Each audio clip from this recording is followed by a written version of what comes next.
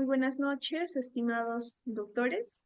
Reciban una cordial bienvenida a nombre de nuestra institución ANDA. En esta oportunidad vamos a continuar con el desarrollo de nuestro diplomado especializado en la ley número 30.364, el cual viene siendo organizado por el Ilustre Colegio de Abogados de Cañete con una certificación de 350 horas académicas. El día de hoy vamos a desarrollar la 10ª sesión, el cual será abordado el tema que es el rol del equipo multidisciplinario de apoyo a los órganos jurisdiccionales en casos de violencia familiar, el cual estará a cargo por nuestra ponente, la doctora Mary Alonso Vela Patiño. Bien, estimados participantes, para que esta sesión se desarrolle de manera dinámica, activa, pueden encender sus cámaras. Asimismo, los que desean realizar sus preguntas lo pueden realizar en el chat o en su defecto pueden alzar el icono de la mano, se les va a habilitar el audio a cada participante. Recordarles, estimados doctores, que las preguntas que se deben formular deben ser de acuerdo al tema que se va a abordar en esta sesión. Asimismo, se les solicita estricto respeto a nuestra ponente, a los organizadores del presente evento académico y a todos nuestros participantes quienes se encuentran conectadas en nuestra plataforma Zoom y aquellos que nos están viendo a través de nuestro Facebook Live de nuestra institución ANDA. Bien, doctora Mary, con ello podemos dar inicio a la sesión del día de hoy. Muchas gracias. Muchas gracias. Bien, buenas noches a todas las personas que se vienen conectando. Para empezar la sesión del día de hoy, permítanme por favor compartir las diapositivas que hemos preparado. A ver, me confirman por favor si se puede ver. Sí, doctora, solamente hay que agrandar la pantalla. Hay dos materiales que se están proyectando, doctora. Bueno, tal vez es... A ver, voy a dejar de compartir. A ver si ahora. Documentos.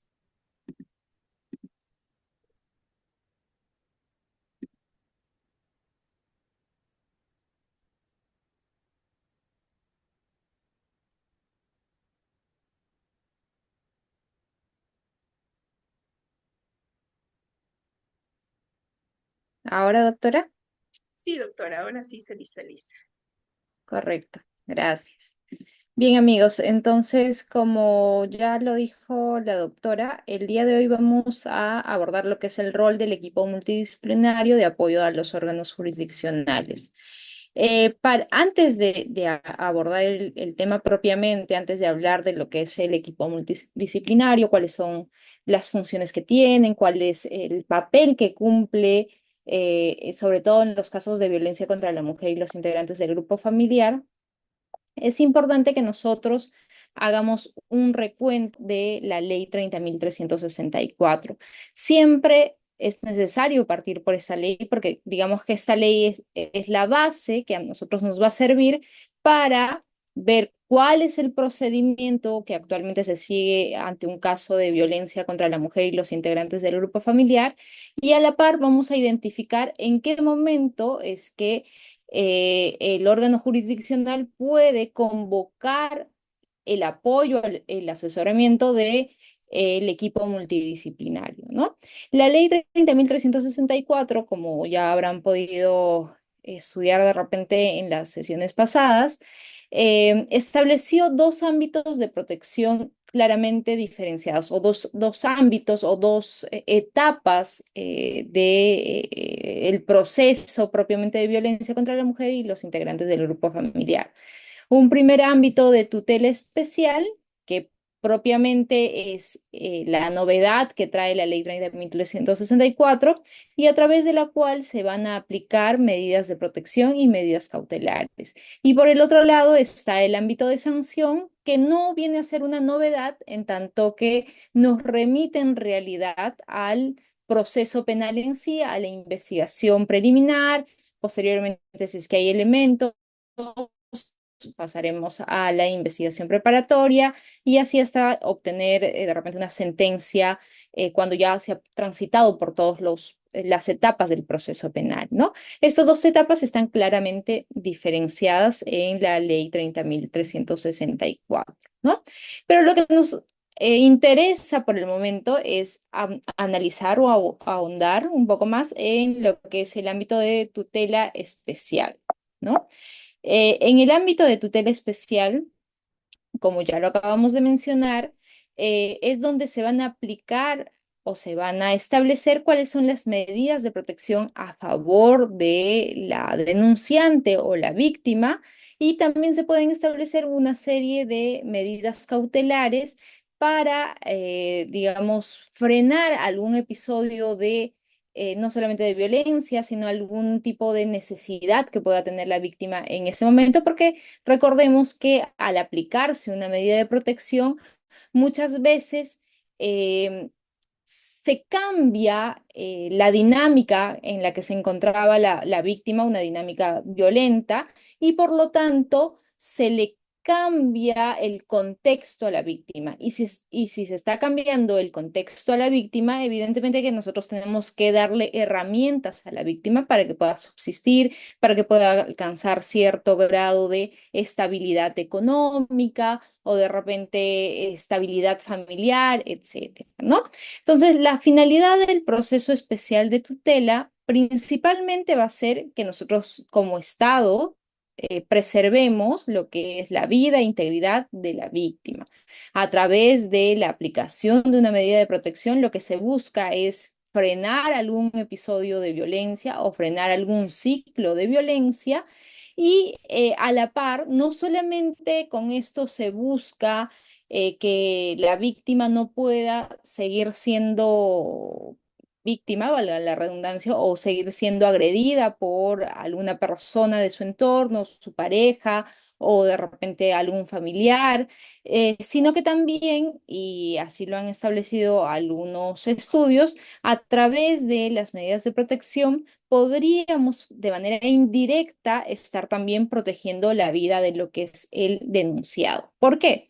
Porque de repente, si nos encontramos en un ciclo de violencia que recién inicia, ¿cierto? Y donde han habido simplemente dimes y diretes, discusiones, después ha pasado a violencia verbal, insultos, humillaciones, o a un tipo de violencia psicológica y después va a poder pasar esto incluso a una etapa de violencia física. Entonces, en esta etapa de violencia física, incluso el agresor podría verse lastimado, lesionado, ya sea porque la víctima está ejerciendo algún tipo de legítima defensa o ya sea porque la víctima, cansada de los abusos, ha decidido también actuar y buscar una especie de venganza, ¿no?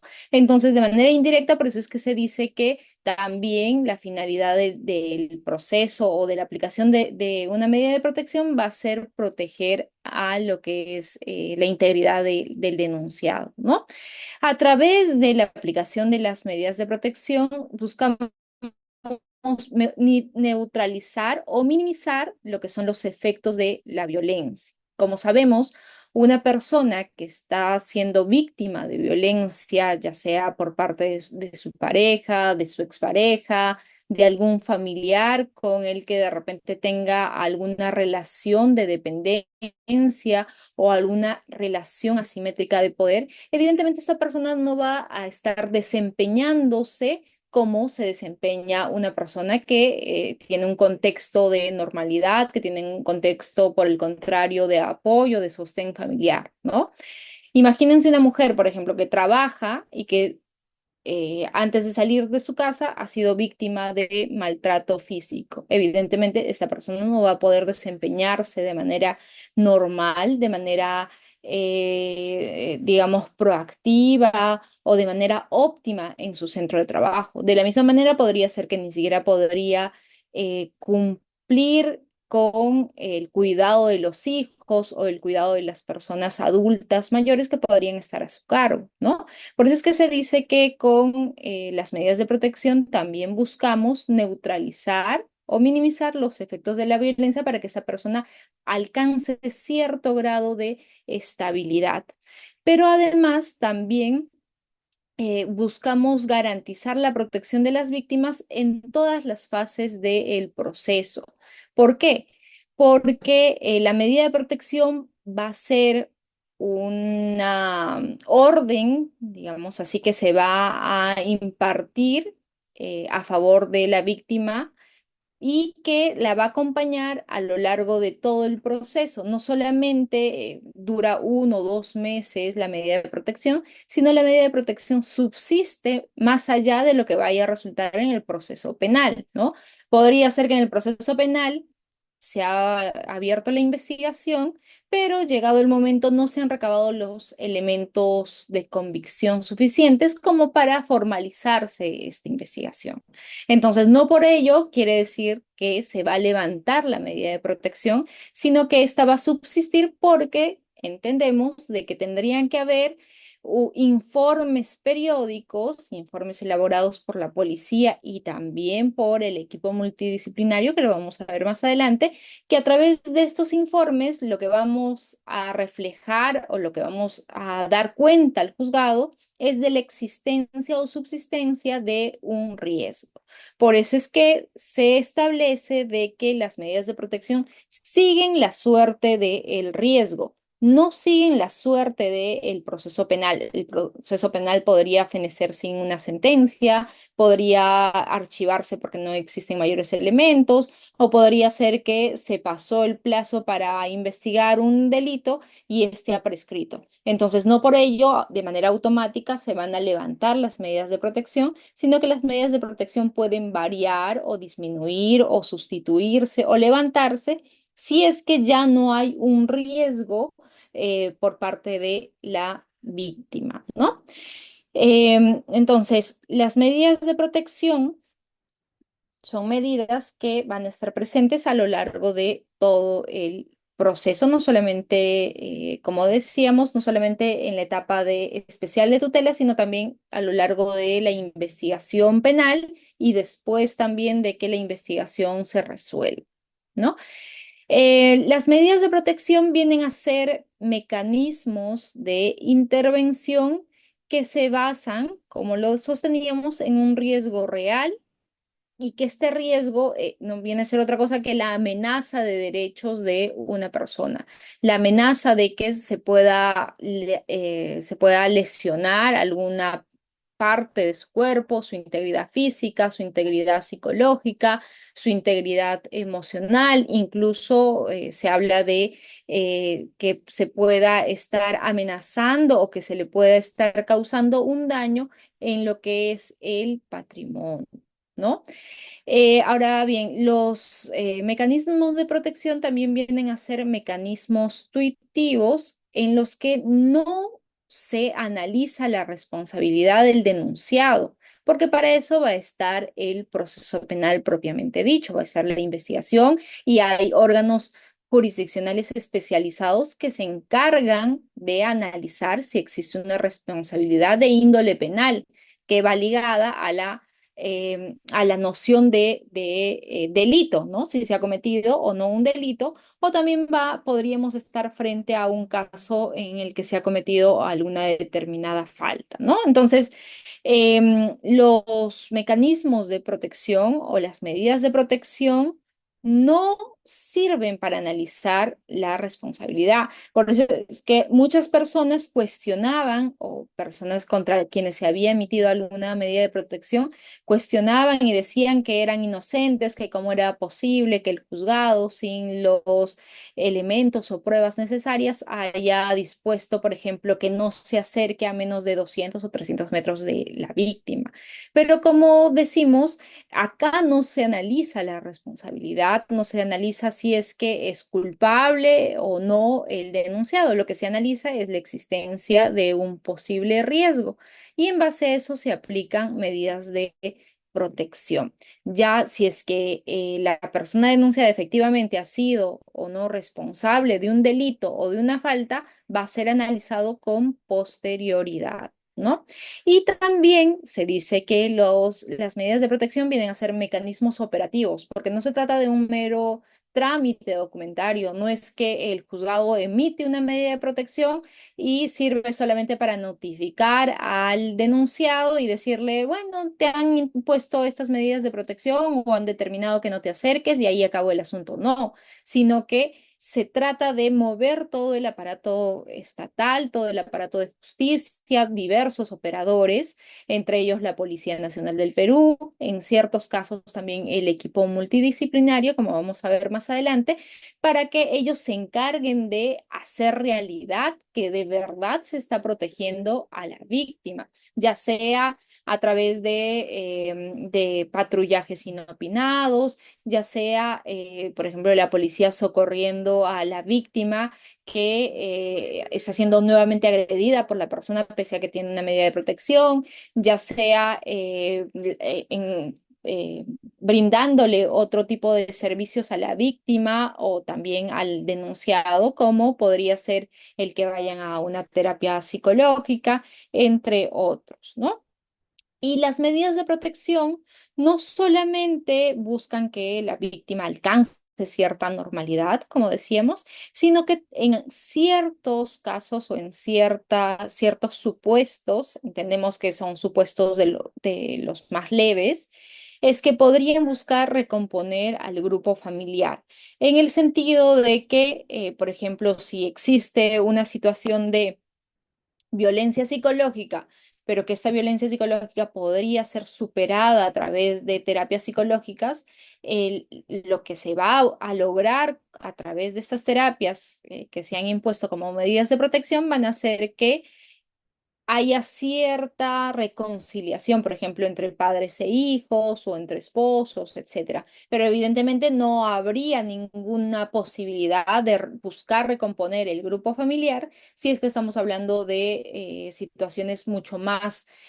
aberrantes o situaciones mucho más delicadas como una agresión sexual, por ejemplo. El juzgado de ninguna manera tendría que buscar una recomposición del grupo familiar si estamos frente a la agresión sexual de un menor de edad de parte de alguno de sus progenitores o los abuelos o algún otro familiar, ¿no? Eso es impensable. Pero sí podríamos buscar de repente recomponer el grupo familiar si es que se tratan de situaciones leves, como decíamos, como por ejemplo podría ser algún tipo de violencia psicológica, insultos, malos tratos, etcétera, que a través de la terapia pueda entender el denunciado que efectivamente su comportamiento estaba erróneo, que no puede tratar hacia la otra persona y llegar a entender de que la otra persona es merecedora de derechos y como tal se le tiene que respetar, ¿no?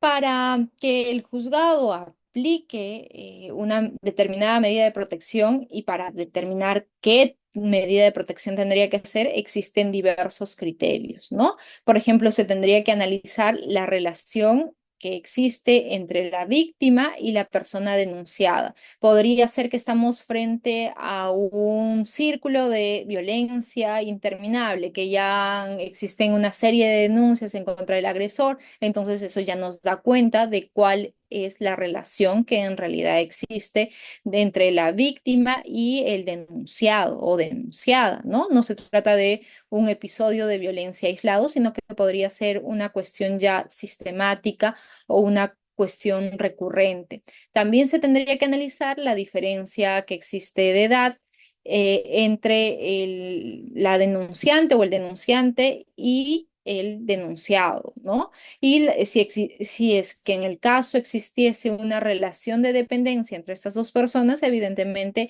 es un factor de mayor vulnerabilidad. También hay que analizar si es que la víctima tiene algún tipo de discapacidad, por ejemplo, que no pueda desplazarse por sí misma o que tenga algún tipo de enfermedad que no le permita moverse o que necesite permanentemente el cuidado de una persona para que le alcancen las medicinas, para que le alcancen los alimentos, etcétera. Se analiza también, el juzgado tendría que analizar cuál es la situación económica y social de la víctima. No es lo mismo que una víctima, por ejemplo, se encuentre en una situación de extrema pobreza o que se encuentre en una situación en la que pues sus familiares se dedican al tráfico ilícito de drogas y viven en un ambiente de violencia y viven en un ambiente de criminalidad, etcétera, a otra persona que de repente tiene un círculo familiar que la podría acoger, que la podría acompañar, que la podría apoyar y no está expuesta a otros factores, ¿no? También se analiza la gravedad del hecho y la posibilidad de reiteración. Como decíamos, no es lo mismo que hablemos de un tipo de agresión sexual o violencia sexual a estar hablando de algún tipo de violencia psicológica, ¿no? Hablamos de otros aspectos que denoten la vulnerabilidad o peligrosidad tanto del denunciado o denunciada como de la víctima. No es lo mismo, por ejemplo, que la víctima sea extranjera, que viva en el Perú, y que por lo tanto no tenga una red de apoyo, ya sea familiares, amigos que la puedan apoyar, con los que pueda trazar cierto plan de contingencia o un plan de, si se quiere, de escape, si es que se encontrase en una situación de peligro, a una persona extranjera que no tiene absolutamente a nadie, o podría ser una persona que de repente es de provincia y ha venido a la capital y no tiene mayores familiares y no tiene la posibilidad de volver a provincia, ¿no? Entonces, estos son algunos de los aspectos que podrían denotar mayor vulnerabilidad en la persona, ¿no? Y uno más de los criterios, no es el único, no es excluyente, es el resultado de la ficha de valoración de riesgo y los informes sociales, ¿no? Acá vamos entrando a lo que es motivo de nuestra sesión del día de hoy, ¿no? Pero antes de eso, rápidamente, los tipos de medida de protección, como todos sabemos, podría ser el retiro del agresor del hogar, podría ser el impedimento para que el agresor o el denunciado no se acerque a menos de cierta cantidad de metros, por ejemplo, 100 metros, 200 metros de la víctima, la prohibición de que el denunciado se comunique con la víctima por cualquier tipo de medio, ya sea redes sociales, ya sea correos electrónicos, mensajes de texto, mensajes de WhatsApp, llamadas telefónicas, entre otros, ¿no? Ni mucho menos Plin. Por ahí vi un caso que era el ex enamorado de una patrocinada y pues ella ya no quería tener nada porque argumentaba que había tenido varios episodios de violencia, incluso llegaron a violencia física, y el otro estaba desesperado porque ella ya no quería nada y le mandaba 10 céntimos por el plin y hay un mensaje, ¿no? Entonces se prohíbe cualquier tipo de mensajes, no solamente tendría que ser de manera excluyente el Facebook o WhatsApp o llamadas telefónicas, sino se suele poner, los juzgados lo suelen poner, cualquier tipo de comunicación por cualquier medio, ¿no? Y esto es importante porque si es que se incumple, pues evidentemente estaríamos frente a otro delito, que es el de desobediencia a la autoridad, que acarrea incluso una pena mucho más alta a lo que sería un delito incluso de acoso, ¿no? Entonces, podría ser otro tipo de medida de protección que se le prohíba el derecho de tenencia y porte de armas al denunciado o que se realice por ahí el inventario de bienes si es que ambos tienen bienes en común para que el denunciado no se deshaga de los bienes, ¿no? O podría tratarse de una asignación económica de emergencia. Como decíamos, hay casos en los que la víctima podría depender económicamente del agresor. Y si retiramos al agresor del hogar, evidentemente que tenemos que prever toda la situación, analizar todas las aristas del problema y también asignar una pensión de alimentos de manera anticipada a favor de la víctima para que ella no se vea desestabilizada en cuanto a los ingresos que necesita como para poder subsistir, ¿no? También podría ser la prohibición de disponer, enajenar u otorgar en prenda o hipoteca los bienes muebles o inmuebles que tengan ambas personas en común, ¿no? O la prohibición a la persona denunciada de retirar del cuidado del grupo familiar a los niños, niñas, adolescentes u otras personas en situación de vulnerabilidad. También se puede disponer como medida de protección el tratamiento reeducativo o terapéutico para tanto para el agresor y para la víctima tendría que ser un tratamiento psicológico para la recuperación emocional, para la recuperación de la estabilidad emocional que se ha visto mermada como consecuencia de el episodio o los sucesos de violencia, ¿no? También podría disponerse que se albergue a la víctima en un determinado establecimiento y ojo, porque estas medidas de protección establecidas en la norma no son las únicas. El juzgado, dependiendo de cada caso en concreto, dependiendo de la naturaleza del caso, dependiendo de las aristas del caso, podría disponer otras medidas más de protección y también podría disponer las medidas cautelares que vayan acorde a la situación, ¿no? Ojo acá porque las medidas de protección no se tendrían que tomar como una especie de caballo de Troya que yo presento un argumento, solicito una determinada medida de protección, pero en realidad mi finalidad ha sido que me otorguen una cautelar que yo tendría que haberla solicitado en el proceso respectivo y que no guarda relación con el episodio de violencia que estoy denunciando, ni guardan relación con la medida de estabilización o la medida de protección que yo necesito en ese momento como para superar el episodio de violencia o estabilizar la vida que está pudiendo tener la víctima, ¿no? Entonces es importante tener todos estos aspectos. Ahora bien, como decíamos, la ficha de valoración de riesgo es uno más de los criterios que tiene que tener en cuenta el juzgado como para poder determinar si va a conceder las medidas de protección o no las va a conceder y qué tipo de medidas de protección va a otorgar.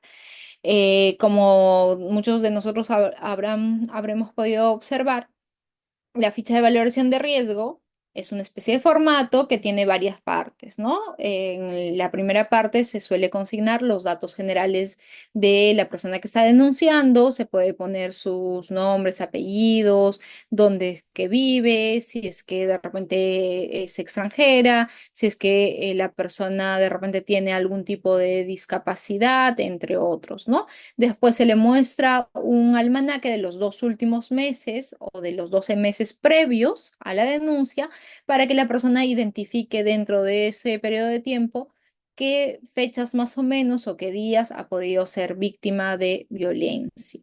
Y después se suele identificar cuál es el nivel de agresión, si es un nivel en el que se han podido propinar de repente jalones de pelo o han habido lesiones, pero sin dolor prolongado, o han podido haber cachetadas, entre otros. O podría tratarse de un nivel 2 en el que se han dado patadas, se han dado moretones, se han causado moretones, se han causado cortes o dolor prolongado. O podría tratarse de una etapa 3 que ya ha sido una golpiza muy fuerte, han habido quemaduras o han habido huesos rotos de parte de la víctima o agraviada, o podría tratarse ya de otro nivel en la escalada de violencia, como podría ser que se le ha amenazado a través de una arma, que le ha lesionado en la cabeza o que se le ha causado lesiones internas o lesiones permanentes. O podría tratarse o podría, perdón, tratarse de que el agente ya ha usado su arma o se le ha causado heridas a través de la pistola, un cuchillo, entre otros, ¿no? Después de estas tres partes viene lo que es la ficha en la que se va poniendo una puntuación determinada en la medida que la víctima nos va respondiendo afirmativamente a una de las preguntas que le vamos haciendo. En esta parte hay diversos tipos de preguntas, como por ejemplo, si es que el denunciado tiene un arma o le es posible o es fácil conseguir un arma como una pistola o un cuchillo, un machete, entre otros. O si es que han vivido juntos el último año, si actualmente tiene un trabajo estable, si la violencia física ha ido en aumento en cuanto a la frecuencia o en cuanto a la gravedad, o si alguna vez anteriormente lo había denunciado ya por violencia y dónde lo había denunciado, ¿no? Todas estas respuestas, como les decía, tienen un valor asignado y la sumatoria nos puede dar que la denunciante tiene un riesgo que podría ser leve, un riesgo que podría ser moderado o severo de tipo 1 o severo de tipo 2, que es un severo extremo, ¿no? El proceso especial de tutela, ahí les traigo un pequeño gráfico para más o menos ver cuáles son las etapas o los plazos en los que se tendría que tramitar una denuncia de este tipo, ¿no? Si es que la denuncia es interpuesta en la Policía Nacional del Perú, la policía tiene un plazo de 24 horas para que pueda remitir al juez de familia o un juzgado equivalente, ¿no? Y evidentemente la policía tendría que ser, al ser la primera entidad que recibe a la víctima, tiene que ser también quien aplica la ficha de valoración de riesgo, ¿no? O podría ser que la víctima o la denunciante o el denunciante acuda a la fiscalía. La fiscalía también tiene un plazo de 24 horas para remitir los actuados al juez de familia o su equivalente. Y también tendría que ser la que aplique la valoración de ficha de riesgo.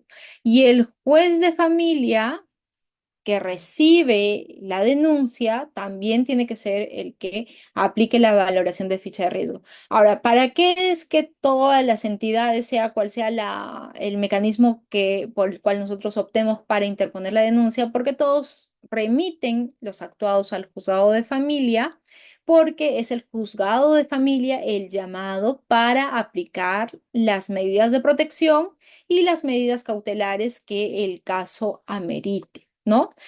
Ahora, la norma dice que tratándose de riesgo moderado, riesgo severo o riesgo leve, el juzgado tiene un plazo de 24 horas para, en audiencia, ya dictar las medidas de protección o medidas cautelares, ¿no? Pero si se tratase de un riesgo severo, el juzgado podría, se establece como una excepción, prescindir de la audiencia, ¿no? Pero si se trata de un caso, nos encontramos frente a un caso que es un riesgo que no se ha podido determinar, el juzgado tendría el plazo de 48 horas para poder dictar las medidas de protección siempre en audiencia. Ojo acá, porque pareciese que ha habido una modificación, pero que esta modificación, si bien ha acortado los plazos para que se emita un pronunciamiento, pareciese que ha hecho imprescindible la audiencia, ¿no? Porque antes sí se podía prescindir de la audiencia, ahora se establece que podría ser el caso en riesgo solamente severo, ¿no? Es más, antes expresamente se establecía de que la audiencia era inaplazable, ¿no? Pero ahora, con la modificatoria que ha habido, nos da la idea o pareciese que la audiencia sí se pudiese aplazar, ¿no? ¿Y por qué es importante esto? Porque cuando el juzgado es quien recibe la denuncia, ¿quién creen que va a aplicar la ficha de valoración de riesgo? Va a ser el equipo multidisciplinario, ¿no? Va a ser quien tendría que recibir a la persona que está denunciando y aplicar esta ficha de valoración de riesgo, ¿no? Ahora bien, existe, es más, el artículo 15C de la ley 30.364 que establece que el juzgado de familia de turno aplica la ficha de valoración de riesgo, cita audiencia y cuando sea necesario ordena la actuación de pruebas de oficio, ¿no? Entonces, esto nos da incluso otro cuestionamiento. Si es que se ordena una prueba de oficio, evidentemente lo que suelen hacer los juzgados, bueno, en los casos que he podido apreciar, algunos de los casos que he apreciado, es que ordenan la evaluación psicológica para que el equipo multidisciplinario emita su informe psicológico, ¿no? O también emita el informe social respectivo.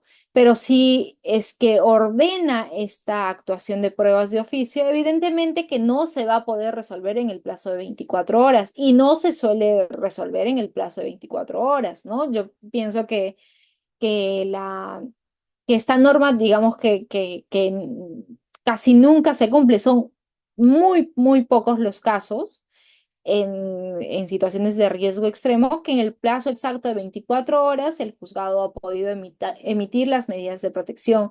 Por lo general, como les comento, mandan al equipo multidisciplinario para que sea el equipo quien emita un informe y esto le sirva al juez de base, de sustento para que emita la medida de protección y la cautelar que corresponda, ¿no? Ahora, este proceder tiene sus pros y sus contras, ¿no? Sus pros, porque evidentemente bueno, uno que en la ficha de valoración de riesgo, la persona que está denunciando podría mentir, ¿no? Podría poner las peores atrocidades como para que su puntuación salga elevada y se refleje que es una persona que está sufriendo de riesgo severo extremo, ¿no?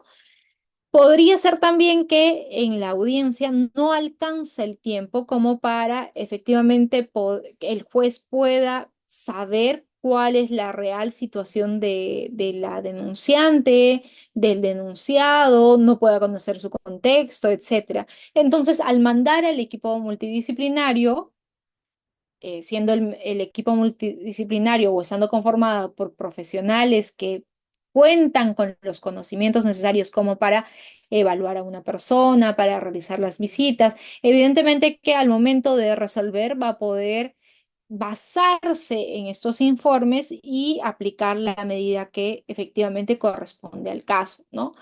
Les cuento acá un ejemplo.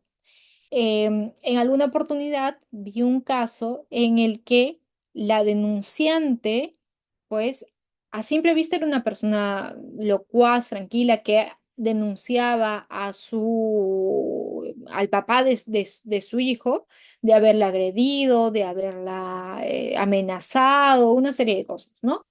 Entonces, en la audiencia, el juez vio a la persona, a la mujer, y evidentemente dictó medidas de protección, ¿no? Porque se estaba basando en lo que le estaba diciendo esa persona. Pero con el paso del tiempo bueno, se envió a medicina legal, se inició el proceso penal, se fue a medicina legal, se fue al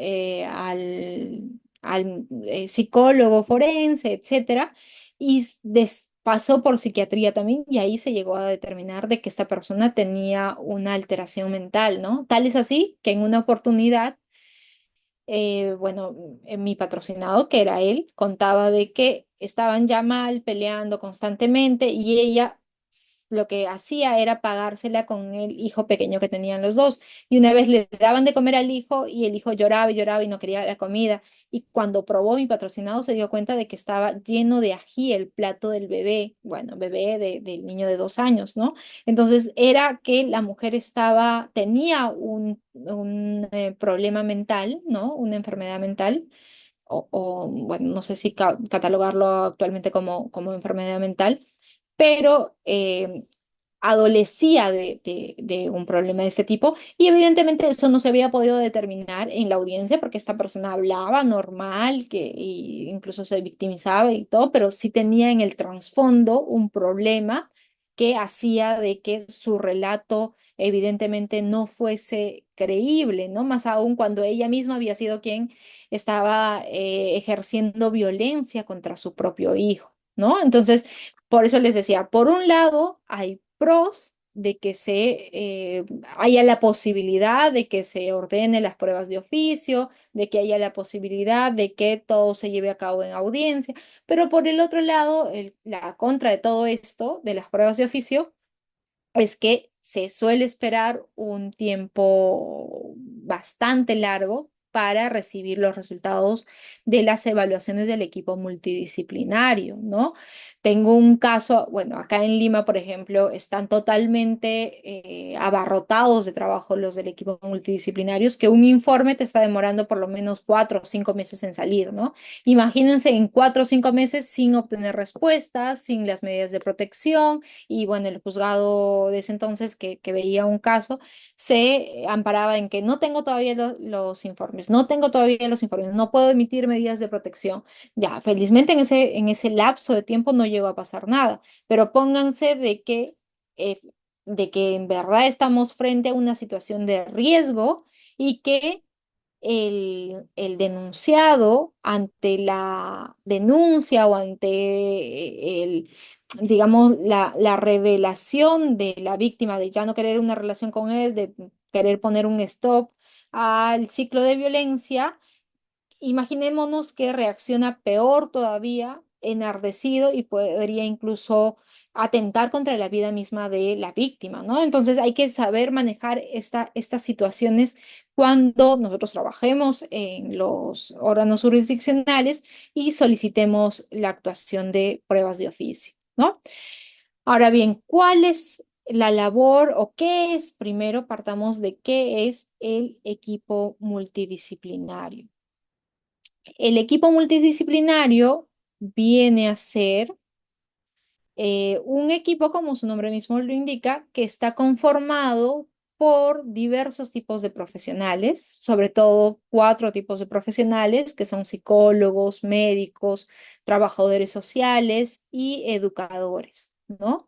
Y la labor principal de estos especialistas o estos profesionales es de dar soporte a los juzgados de familia o a los que hagan sus veces para, entre otros temas, porque no solamente intervienen en casos de violencia contra la mujer e integrantes del grupo familiar, sino para dar soporte al juzgado en diversas materias, como por ejemplo el régimen de visitas, la tenencia, entre otros, ¿no? Ahora bien, hay que diferenciar que existen diversos tipos de equipos multidisciplinarios. El que vamos a ver ahora solamente es el equipo multidisciplinario del Poder Judicial, pero existen, por ejemplo, equipos que no exactamente tienen el nombre de multidisciplinarios, pero se sobreentiende que son eso. Existe un equipo dentro de las unidades de protección especial, existe un equipo también dentro del Centro de Emergencia Mujer. Y bueno, están el equipo multidisciplinario del Poder Judicial, como les estaba comentando, ¿no? Las funciones son similares, pero tienen, digamos que, diverso alcance, ¿ya? ¿Por qué? Porque, por ejemplo, los del Centro de Emergencia Mujer, evidentemente que sus funciones son de un acompañamiento prolongado, ¿no? El Centro de Emergencia Mujer puede acompañar a la persona que ha denunciado desde el inicio, desde la interposición de la denuncia, y para eso también proveen, este equipo tiene un abogado que va a poder orientar a esta persona, que pueda poder incluso presentar escritos, que puede incluso constituirse, llegado el momento, en actor civil, entre otros, ¿no? Entonces, este acompañamiento es a lo largo del tiempo, no solamente desde que la persona interpone la denuncia, sino que también podría acompañarlos a lo largo de todo el proceso penal, incluso después en la ejecución, entre otros, ¿no? Y el equipo multidisciplinario del Poder Judicial lo que va a hacer es emitir los informes solamente a requerimiento del órgano jurisdiccional, ¿ya? Entonces eso hay que tenerlo en cuenta.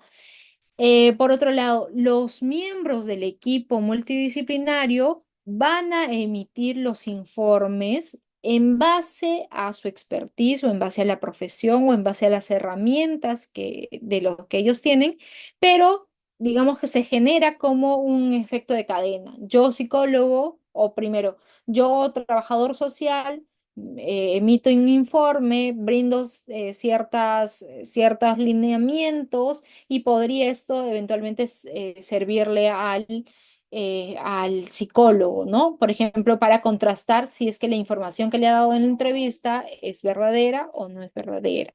Y esto podría de repente también servir al educador para ver cuál es el contexto social en el que vive la víctima, para que pueda personarse al centro educativo, entre otros, ¿no? Por eso es que se dice que los miembros del equipo van a colaborar desde su profesión para llegar a una misma conclusión, ¿no? Em, los miembros del equipo multidisciplinario están capacitados para emitir dictámenes periciales, ¿ya? Esto es súper importante porque podría ser que este mismo informe sea tomado en cuenta en el proceso penal, pero siempre y cuando se cumplan ciertos parámetros o ciertos requisitos, como lo vamos a ver un poco más adelante, ¿ya? Eh, ¿Cuáles son, de manera general, las funciones del equipo multidisciplinario?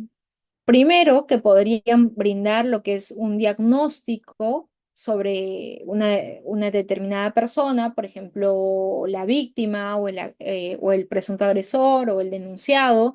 Podrían emitir opiniones científicas sobre los procesos que están a cargo de un determinado juzgado y evidentemente siempre por orden del juzgado, o podrían hacer el seguimiento de las medidas socioeducativas, ¿no? Como les decía, después de que se emite una determinada medida de protección, si es que en esta medida de protección se encuentran involucrados menores, están personas con diverso tipo de vulnerabilidad, como gestantes, como adultos mayores, etcétera, entonces el equipo multidisciplinario está llamado por ley hacer el seguimiento de estas medidas, ¿no? También el equipo multidisciplinario podría emitir recomendaciones para la toma de decisiones. Por ejemplo, si ha habido una evaluación y se ha determinado pues que el denunciado o denunciada tiene ciertos problemas emocionales, ¿no? Se podría recomendar que pase por terapia psicológica, ¿no? Y esto podría ser tomado en cuenta por el juzgador para establecerlo como una medida de protección, ¿no? Están capacitados para prestar lo que es la asesoría técnica y científica al órgano jurisdiccional y apoyan de manera exclusiva al órgano jurisdiccional, ¿no? Son un cuerpo, un colegiado que está dentro del Poder Judicial, ¿no? Y que por lo tanto tienen sus protocolos de actuación, tienen sus guías de actuación y tienen que actuar a través del requerimiento que se les haga y en base a lo que se les ha solicitado, ¿no?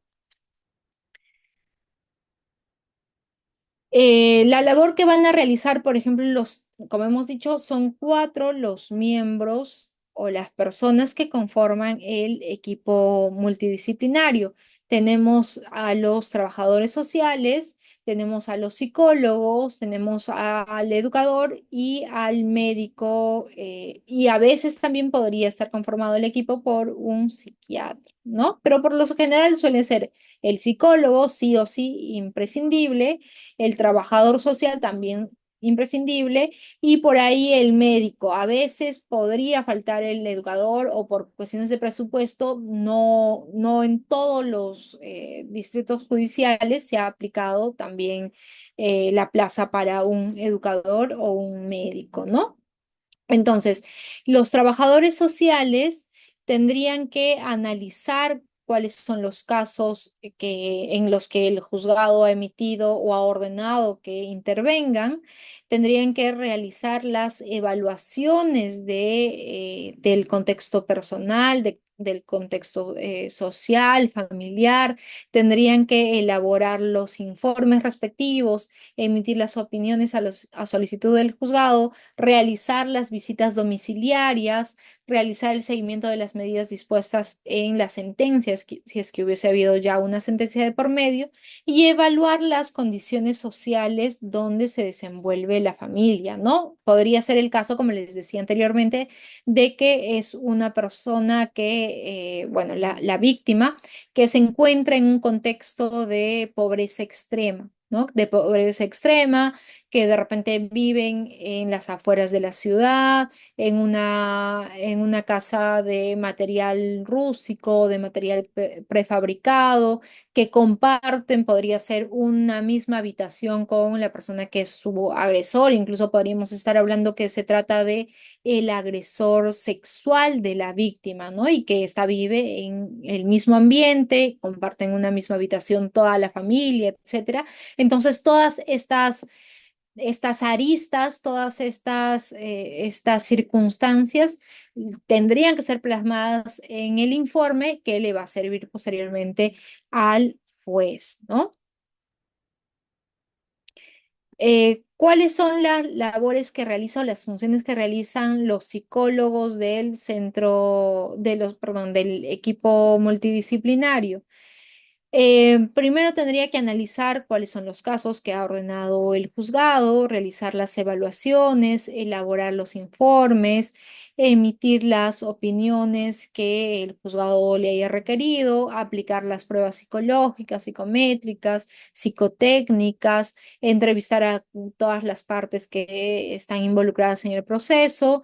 Podría incluso recomendar cuáles son los métodos para conseguir la rehabilitación y el tratamiento que tendría que seguir el evaluado, tendría que coordinar las acciones con los otros profesionales del equipo multidisciplinario y podría o tendría que hacer el seguimiento de las medidas que ha dispuesto el juzgado, ¿no?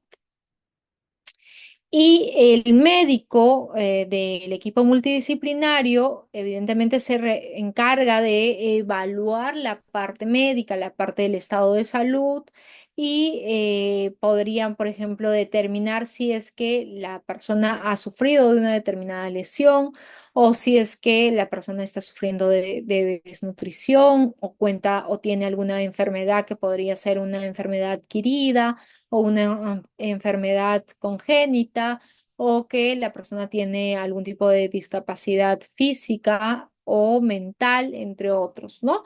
Y el médico, en este caso, es quien recibe los informes periciales parciales de los otros profesionales del equipo multidisciplinario, consolida estos informes periciales parciales y elabora un informe pericial interdisciplinario final, ¿no? Pasar al lo que es el informe psicológico. ¿Tenemos algún tipo de pregunta? A ver si abrimos el chat o alguien que quiera levantar la mano y participar.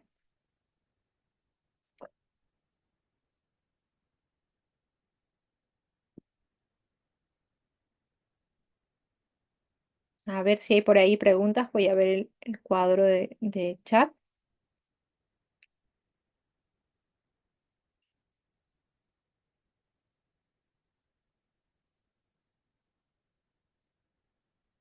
Por ahí la doctora Florcita Paco está levantando la mano. A ver si por favor le habilitamos el micrófono.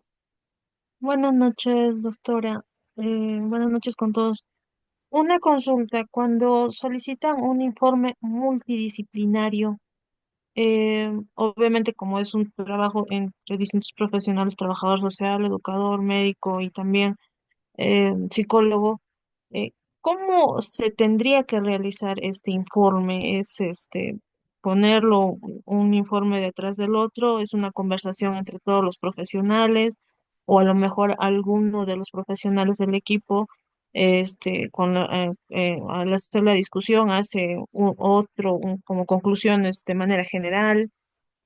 Más o menos, ¿cómo es que se hace un informe multidisciplinario si es que nos lo solicita el magistrado?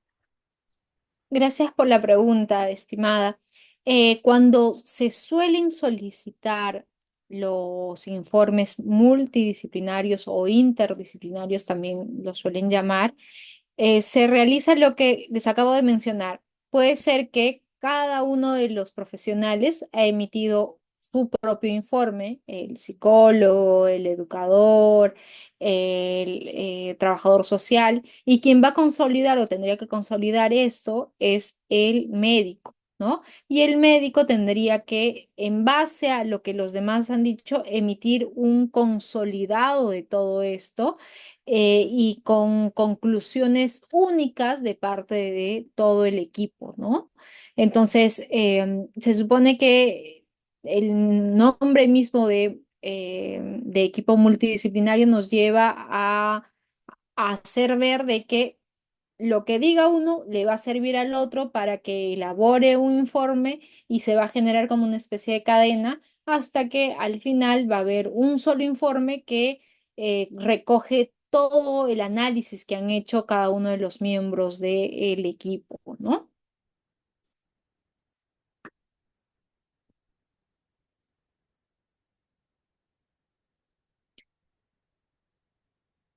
Doctora Flor. Ok, en todo caso, así como mencionó usted, doctora, hay equipos multidisciplinarios que no tienen médico o no tienen educador. En ese caso, de manera consolidada, se acuerda entre los que están participando de este informe multidisciplinario quién realizaría esta conclusión o estas conclusiones. Sí, tendría que ser en forma conjunta. Si solamente hubiese, pongamos, psicólogo y hubiese también trabajador social, entonces podría tranquilamente en forma conjunta elaborar un mismo informe, ¿no?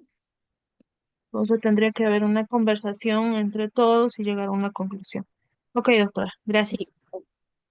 para usted. Doctora Fanny Panta. Sí, buenas noches, doctora. Tengo una consulta. En el caso que la víctima, sé de un caso de una madre que es, digamos, psicológicamente, pues, ¿no? Violentada por su hijo, que tiene problemas también psicológicos. Allí, en el caso de la señora que se niega a aceptar la realidad, ¿no? Se queja con terceros sobre su situación con su hijo, pero con sus hijos, cuando ellos le piden explicaciones o lo que fuera, ella niega todo. En ese caso, si uno los denunciara y ella se resistiera, no sé cómo funciona eh, las actuaciones del equipo multidisciplinario. Van a la casa, la citan. ¿Qué pasaría si la víctima, en este caso, se negara a colaborar?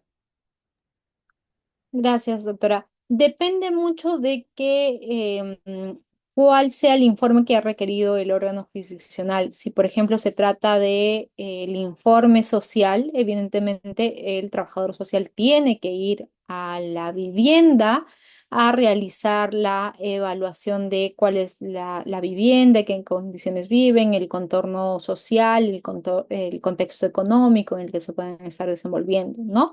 Cuando se tratan de informes psicológicos, por lo general lo que se hace es citar a las personas para que vayan al lugar donde está el equipo multidisciplinario y pasen la entrevista con el o la psicóloga, ¿no? Entonces, esto sí representa un problema porque se suele hacer la notificación y hay muchos casos en los que, como usted bien lo indica, la parte, ya sea porque se ha amistado, ya sea porque está en un estado de negación, ya sea porque no quiere comprometer al denunciado, entre otros, no acude. Entonces, lamentablemente ahí no se puede emitir se levanta un reporte de que no ha asistido y no habría informe alguno de por medio, ¿no? Porque no habría a quien evaluar, pero digamos que no hay manera de obligar a una denunciante, a una víctima,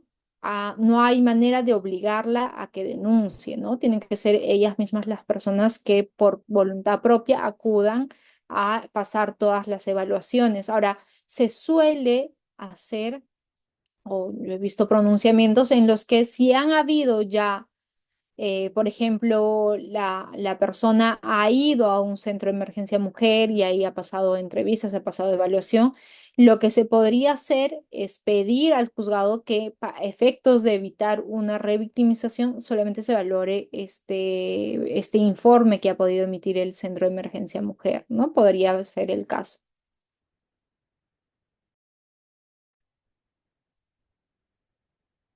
¿Alguna otra pregunta más, sino para continuar?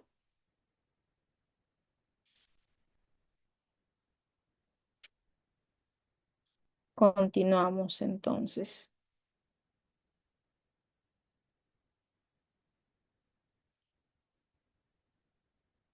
Correcto. Si hay algunas preguntas de repente por el chat, las leemos, por favor. Ah, ahí está la doctora Lucía. Doctora Lucía. Lucila, perdón. ¿La Ah, ya. escuchamos? Buenas noches. Buenas noches, doctora. De repente, un aporte respecto a lo Sí. que usted menciona sobre los informes multidisciplinarios. Eh, Realmente son pocos los que se realizan informes multidisciplinarios. En su gran mayoría, en los procesos de violencia, mayormente se solicita las evaluaciones psicológicas y sociales. Ya, entonces, eso es lo que mayormente es la demanda de los profesionales en ese ámbito. Escasamente interviene el área educativa y el área médica. Y escasamente también se realizan los informes multidisciplinarios, que ya es otro tipo de contexto y también tiene otro tipo de protocolo. Eso sería mi aporte. Gracias. Gracias, doctora. Efectivamente, lo que más se pide y prima en los casos de violencia contra las mujeres y los integrantes del grupo familiar, como lo decía la doctora, son principalmente los informes o evaluaciones psicológicas. Incluso cuando hay temas de lesiones o violencia física, sí o sí se suele enviar al psicólogo para ver si también hay una afectación al mismo tiempo psicológica de la víctima, ¿no? Entonces, son principalmente informe psicológico e informe social, tal cual lo dice la doctora, ¿no? Pero si nos pidiesen un informe interdisciplinario o multidisciplinario, sí tendrían que participar las otras áreas también y emitir un único informe conjunto, ¿no? Doctora Ruth, la última, antes de continuar. Sí, doctora, buenas noches. Mi Bueno, consulta es más al nivel, digamos, de responsabilidad de los profesionales, ¿no? Porque justamente en un punto usted mencionaba que, por ejemplo, ¿no? En mi caso yo laboro en un módulo especializado solo en violencia, ¿no? Solo ve los casos de violencia. Entonces, las dificultades que a veces se tiene es la responsabilidad que se nos da, porque muchas veces las partes quieren utilizar el tema de la violencia para apresurar o para el tema de las medidas cautelares de régimen, tenencia, ¿no? Más que todo. Entonces, en ese sentido, ¿cómo es la participación? Porque a veces lo que se nos presiona es que nos pronunciemos, ¿no?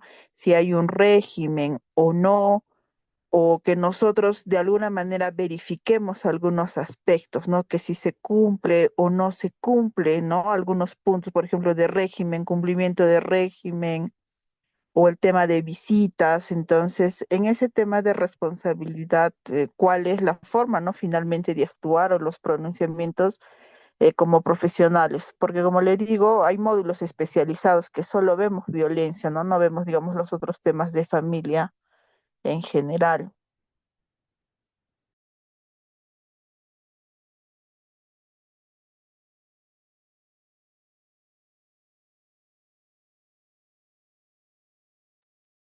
Su audio, doctora, no se le escucha. perdón. Doctora, entiendo que se refiere a responsabilidad a qué pasaría si es que no se emite pronunciamiento en un plazo determinado o si es que no emiten simplemente pronunciamiento o a qué se refiere con responsabilidad administrativa, penal o a qué, no le entiendo si podría explicarme un poco mejor la pregunta, por favor.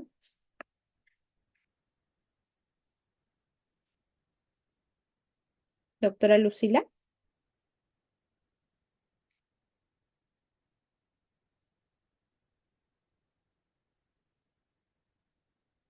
doctora, ¿está por ahí? Bueno, creo que se nos ha desconectado la doctora.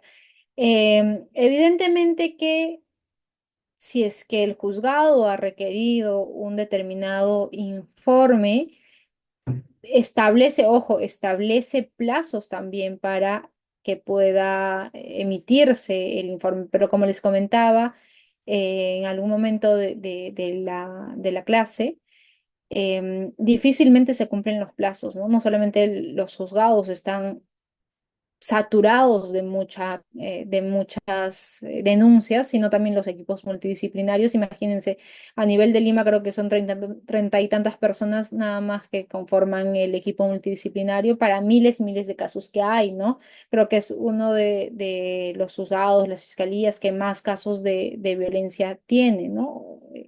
Hablando comparativamente con otros delitos o con otros procesos. Entonces, evidentemente, a veces no se cumplen los plazos, ¿no? Pero este incumplimiento no tendría por qué, si es que está justificado, no tendría por qué acarrear algún tipo de responsabilidad desde mi punto de vista, ¿no?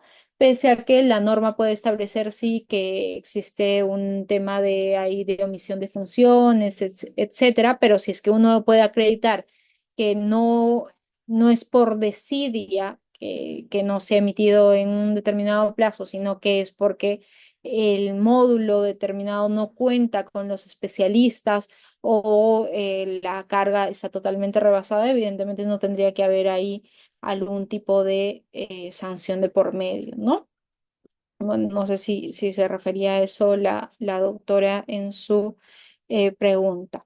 Bien, para no explayarnos más, continuamos con la clase y las preguntas que pudiesen tener ya las dejamos para la parte final. Entonces, estábamos, a ver, voy a retomar las diapositivas.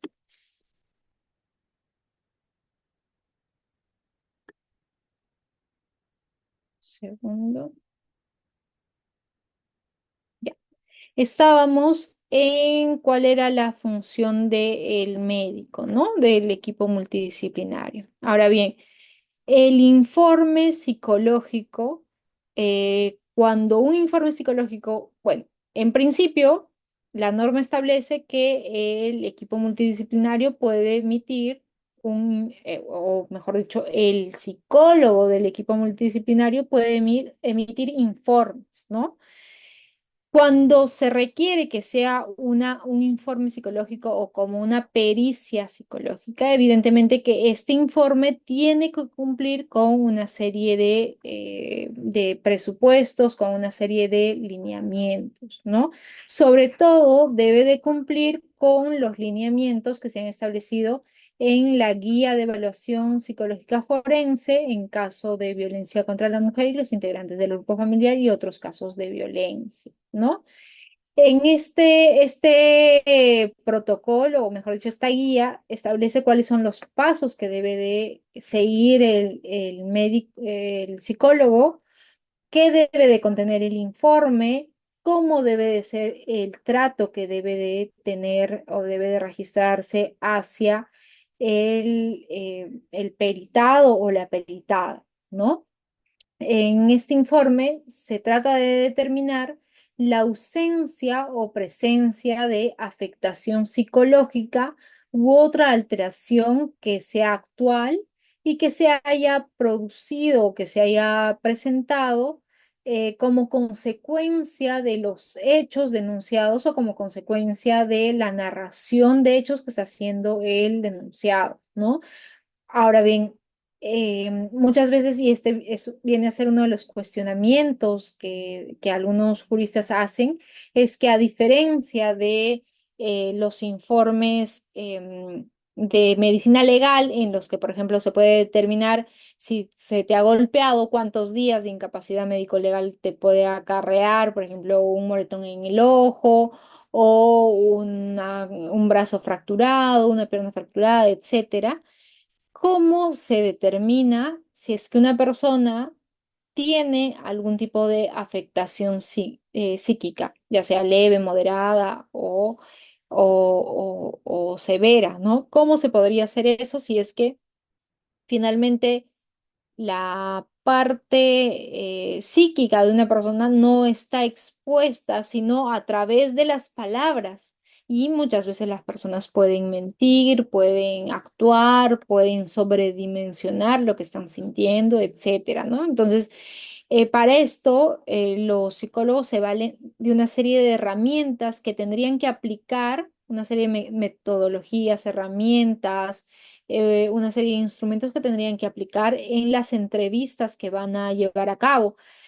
Como mínimo, se establece que una entrevista para que sea válida tendría que ser en 4 sesiones, 5 sesiones, más o menos de 1 hora cada sesión, ¿no? 4 horas y media mínimo para que se pueda realizar esta evaluación de la persona, ¿no? Entonces, es evidente que si un psicólogo va y en un solo día aplica los procedimientos, hace la entrevista, ¿será creíble esa evaluación, ese informe, las conclusiones que va a imprimir en ese informe? No será tan creíble, ¿no? O será sujeto a cuestionamiento, por lo menos, ¿no? Pero un informe psicológico, para que sea tomado en cuenta como pericia, les decía que tiene que cumplir esta guía, se tiene que seguir ciertos pasos, realizar en cierto número de entrevistas. En este informe también se tendrían que, o en este procedimiento se tendría que establecer cuál es la naturaleza del hecho o evento violento, si se trata de un evento único, aislado, o si se trata de una dinámica ya de violencia. Se tendría que determinar cuál es la personalidad también del evaluado, si de repente se trata de una persona sumisa, de una persona tímida, o de una persona manipuladora, o de alguna persona que tiene algún tipo de trastorno o algún tipo de obsesión, entre otros, ¿no?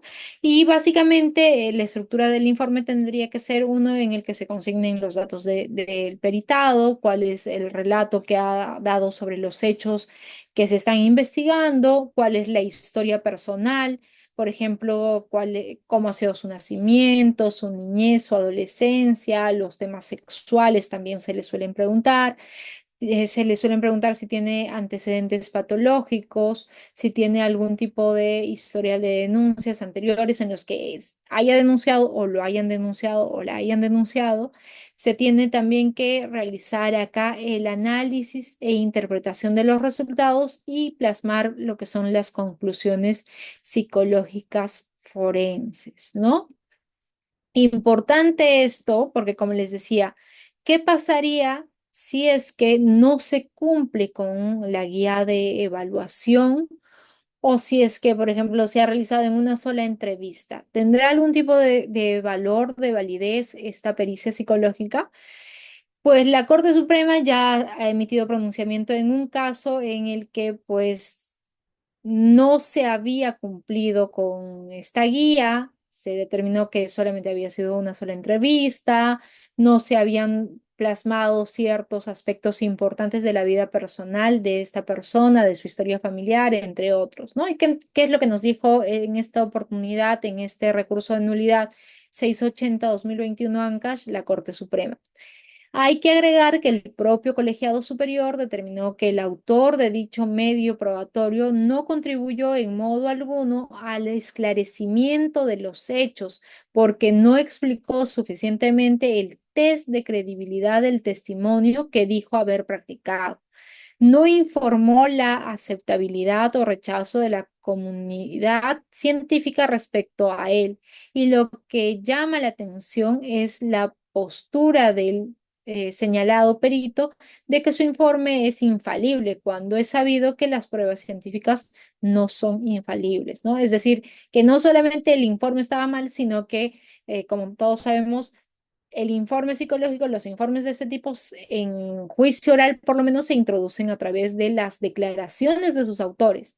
Y en este caso había sido sometido a examen y contraexamen el perito y pues había salido jalado prácticamente, ¿no? Porque no había sabido explicar cuál había sido el test de credibilidad, ni cuál había sido, eh, digamos que la postura que había adoptado o desarrollado, ¿no? ¿Qué más nos dijo la Suprema en esta oportunidad?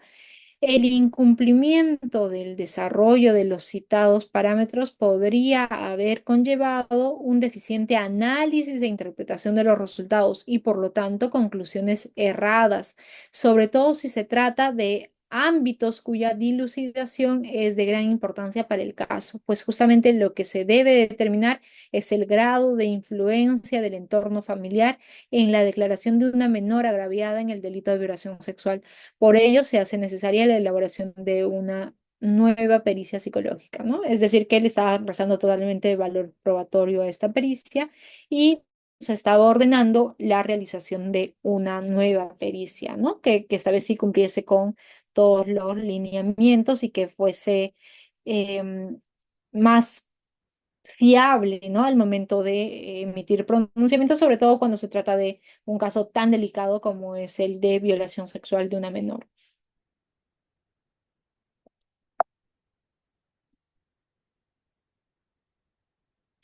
Por su parte, el informe social tendría que contener la evaluación e información relevante que permita al juez de familia determinar cuál va a ser o cuál es el nivel de riesgo y el nivel de vulnerabilidad que tiene la o el denunciante para poder emitir una adecuada e idónea medida de protección, ¿no? Como ya lo habíamos dicho, en el informe social se van a analizar lo que es el entorno social, familiar, las relaciones intrafamiliares, las condiciones económicas, la vivienda de la víctima, entre otros, ¿no? Y además los informes, esto es importante, los informes sociales no tendrían que contener juicios de valor de la responsabilidad o no del presunto agresor. De igual manera, el informe psicológico se tiene que basar en lo que es su ámbito de acción. No puede ahí calificar de que si hay responsabilidad o no hay responsabilidad. Lo que tendría que determinar es cuál es la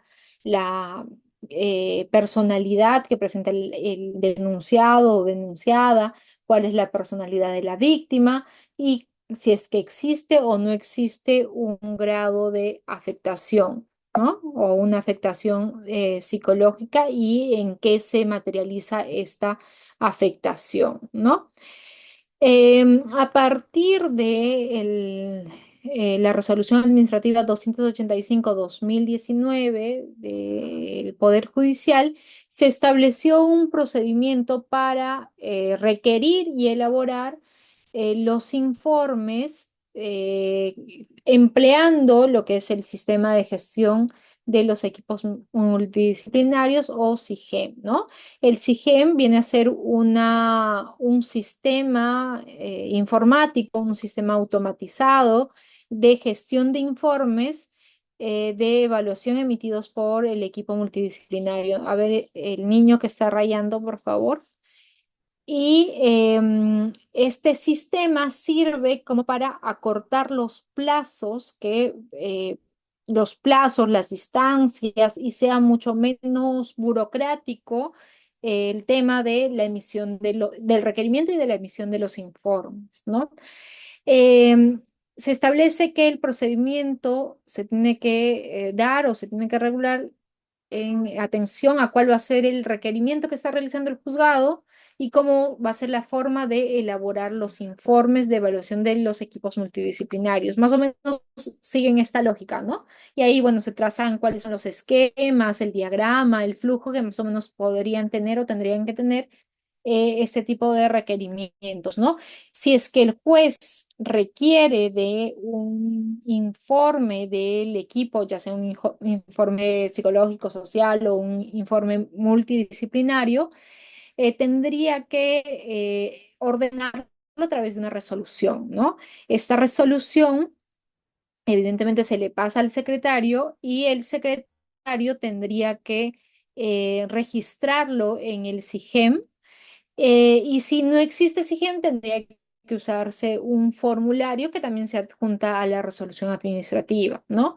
Pero este sistema funciona como una especie de, si se quiere, de casilla electrónica, ¿no? Como para que los miembros del equipo multidisciplinario reciban la notificación de que existe un requerimiento, programen por ahí la citación al peritado o a la víctima o al denunciado para que vaya a la visita o programen las visitas, después suban al sistema sus informes, lo firmen de manera virtual y de esta manera también se envíe de manera virtual al juzgado, ¿no?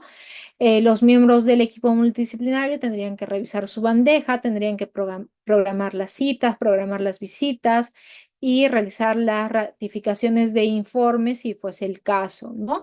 Y tendrían que registrar los resultados en la agenda del SIGEM, redactando el informe de evaluación en el sistema y lo remiten también por sistema. Esto lo que trata de hacer, si bien no está todavía implementado en todos los distritos judiciales, lo que se trata de hacer es que sea mucho más célere, mucho más rápido el tema del requerimiento y de la emisión de los informes del equipo multidisciplinario, ¿no? Ahora bien, como lo señalamos, cuando se trata de población vulnerable, es decir, cuando se trata, por ejemplo, de niños, niñas y adolescentes, se trata de gestantes, se trata de adultos mayores o personas que tuviesen algún tipo de discapacidad, es el equipo multidisciplinario el llamado a realizar las visitas periódicas e inopinadas para supervisar cómo se están aplicando las medidas de protección. Pero si no hay equipo multidisciplinario que pueda realizar esa supervisión, porque de repente no se tiene en el distrito, en la provincia donde se han aplicado las medidas de protección, los llamados por ley a realizar esta supervisión son los centros de salud mental comunitarios, los hospitales, la Defensoría de la Mujer, el Niño y el Adolescente, los centros de emergencia mujer, el INAVIF, entre otros, ¿no? De esta manera, doctores, no solamente la participación del equipo multidisciplinario es al momento de ser un soporte, una guía técnica para el juzgado para emitir una determinada medida de protección, sino también pueden supervisar en determinados casos las medidas de protección y también podrían supervisar la ejecución de medidas ya cuando hay una sentencia de por medio, ¿no? Bien, con esto terminamos lo que son las diapositivas y abrimos fondo para las preguntas que pudiesen tener.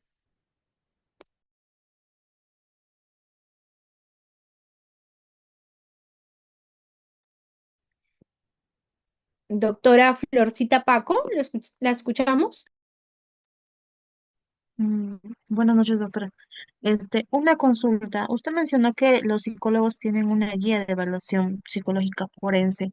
En el caso de las trabajadoras sociales o los trabajadores sociales, ¿hay alguna guía o qué protocolos se utilizan para realizar las evaluaciones sociales o los seguimientos que ordena la magistrada?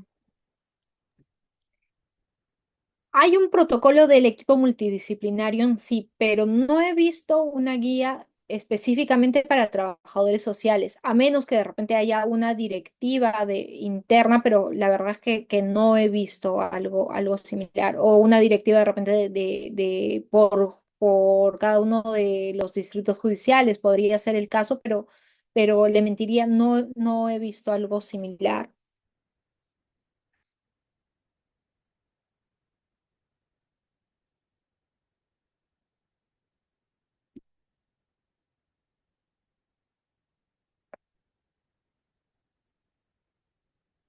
Ahora bien, esta guía que hemos hecho referencia es una guía que sirve para la elaboración de pericias psicológicas, no solamente para los miembros del equipo multidisciplinario o los psicólogos del equipo multidisciplinario, también sirven para otro tipo de instituciones como medicina legal, también sirve para incluso los entes privados. Si algún privado quiere hacer una evaluación psicológica, presentar su propia pericia de parte, tiene que cumplir con esta guía como para que tenga seriedad el informe y sea tomado en cuenta al momento de resolver, ¿no? Por eso es que la guía expresamente se señala que va dirigido a instituciones públicas y también a instituciones o público-privado, ¿no?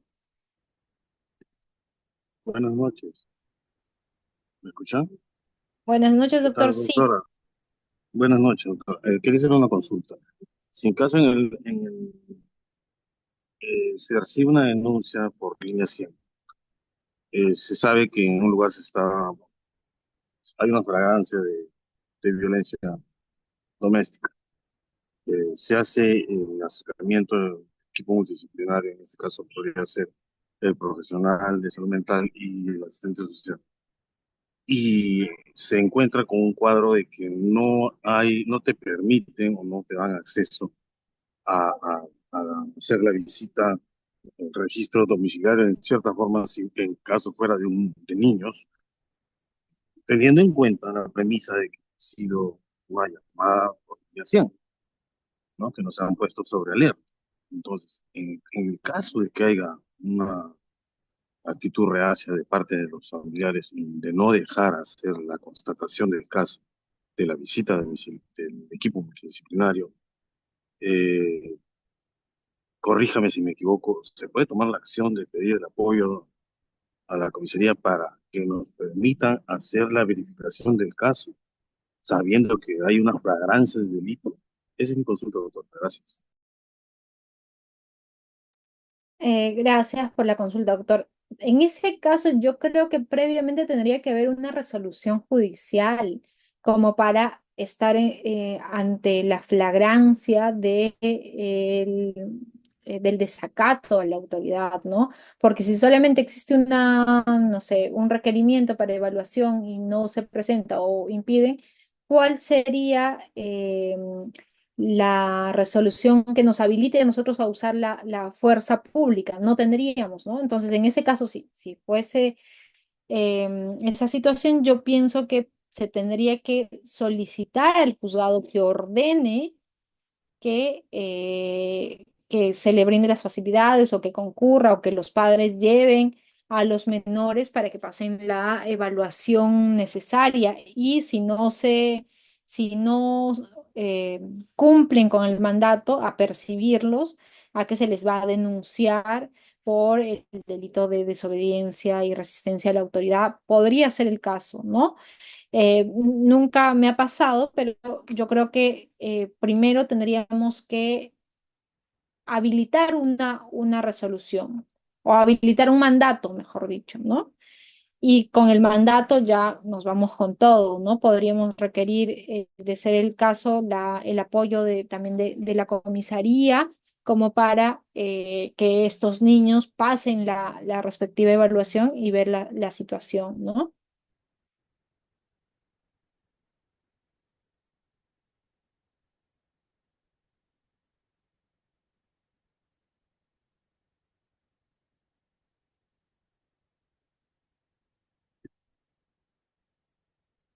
Por ahí, no, mientras de repente hay alguien más que quiera participar, que quiera contarnos alguna experiencia, dar su opinión, por ahí Elsa nos pregunta, ¿no? Doctora, buenas noches. Mi pregunta es, ¿tiene el mismo valor legal una medida de protección dada por la prefectura? Esto se agilizó con mi abogado particular, siendo que el personal de la comisaría no envió la denuncia a la fiscalía y el agresor seguía rondando la casa de la víctima y a quien se debe presentar la queja por incumplimiento de gestión del suboficial a cargo de las denuncias, ¿no?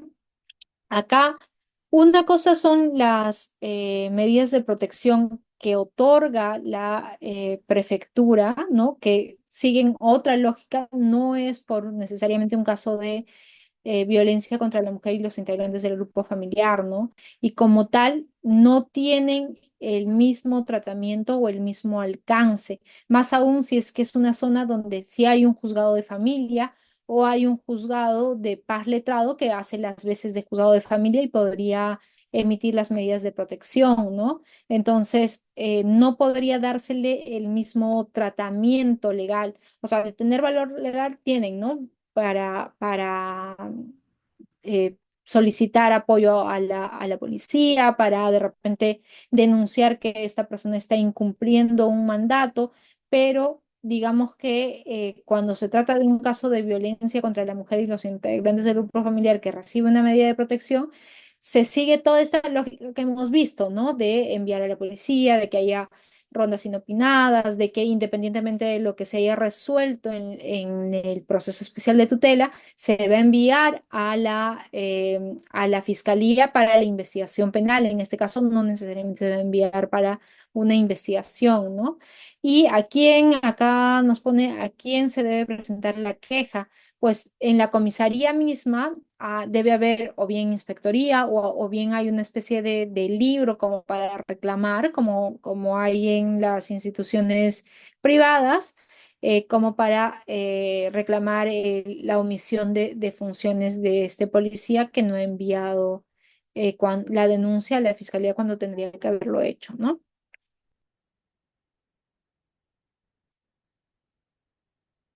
Acá nos pone en Lima toda otra doctora, otra participante, pone en Lima todas las denuncias se derivan al juzgado especializado o paz letrado, nos dicen.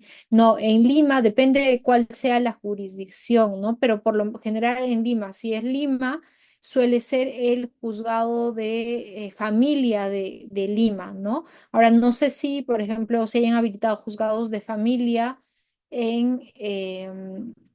por ejemplo, de Chorrillos, ¿no?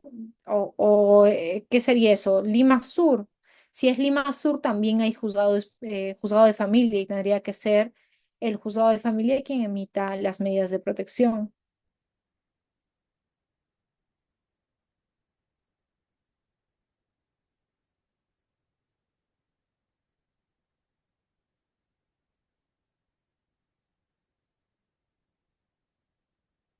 A ver si alguien más tiene alguna pregunta.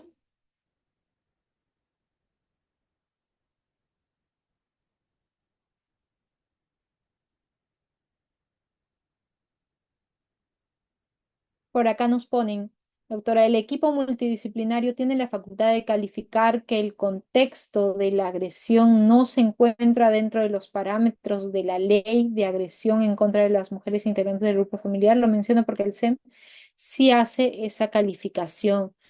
Yo no he visto un informe en el que el equipo multidisciplinario realice esa calificación, ¿no? Porque se tendría que ceñir a sus funciones. Sus funciones es, ¿ha habido afectación o no ha habido afectación? O si es que la víctima o denunciante padeciese de algún tipo de enfermedad mental, ¿no? O en el tema social, cuáles son las condiciones socioeconómicas de la víctima, ¿no? Pero no creo que tendría que realizar esa calificación porque esto forma parte de las funciones propias del juez de familia. Es el juez de familia quien va a decidir si es que se aplica o no la ley 30.364. Podría ser el caso que ha denunciado una mujer que en realidad no tiene una relación de dependencia o de subordinación o relación asimétrica de poder respecto del denunciado, ¿no? En ese caso no tendría por qué aplicarse la ley 30.364, independientemente de que si se configure otro supuesto de lesiones, por ejemplo, si han habido agresiones de por medio o si ha habido violencia física de por medio, podría no aplicarse la ley 30.364, pero sí podría configurar otro tipo penal, por ejemplo, ¿no? Entonces, no tendría por qué, digamos que, usurpar la función que le es propia al juzgado, ¿no?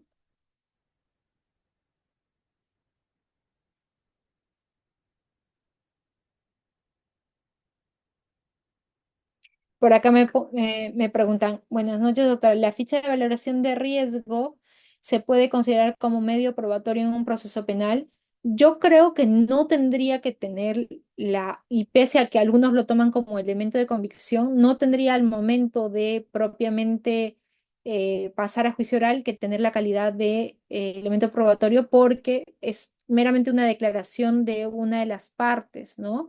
No es un elemento que esté corroborado con otros factores, otras circunstancias, como podría ser un video, por ejemplo, ¿no? Entonces, desde mi punto de vista, es simplemente la declaración de una de las partes que bien podría estar mintiendo al momento de presentar la denuncia, ¿no? Entonces, no tendría por qué ser tomado desde mi punto de vista como ficha de valoración de riesgo.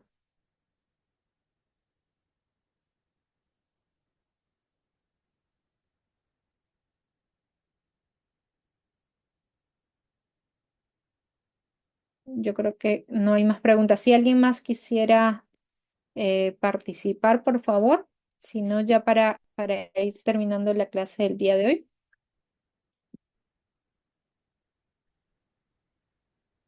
Bien, doctora Mary, no tenemos más participantes que desean formular su pregunta. Darle las gracias a usted por su ponencia de esta sesión. Muchísimas gracias. Esperamos contar con su participación en nuestros próximos eventos académicos. Muchas gracias a ustedes, doctora. Muchas gracias, Anda, por la invitación y bueno, muchas gracias a todas las personas que se han conectado el día de hoy, a las que han hecho sus preguntas, a las que han participado ya sea por la vía del chat o levantando la mano o realizando su pregunta en vivo. Y bueno, ante todo, reiterar mi agradecimiento a la institución y que tengan todos ustedes muy buenas noches. Hasta otra oportunidad. Hasta luego. Muy buenas noches, doctora.